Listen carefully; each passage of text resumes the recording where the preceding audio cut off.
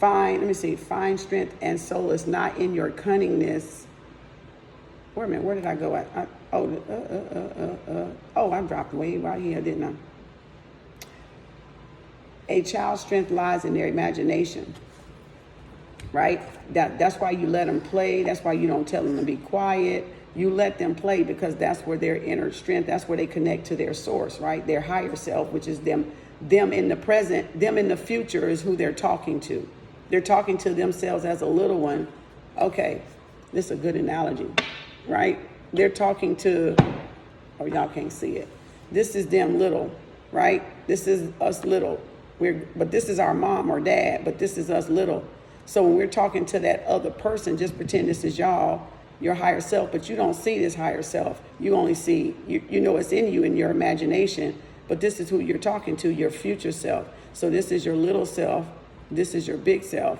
So this little self only sees this right in here. But then when you're in big form, you've grown, you've developed over the years, this is in that heart chakra.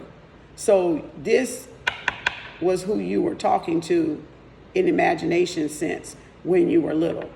This is your inner child. This is you in the future. This is you, little child, inner child. This is you in the future. So you're talking to your future self. So now when you're your future self, you're talking to your little self in the heart chakra. That's where you got to parent and mother yourself at.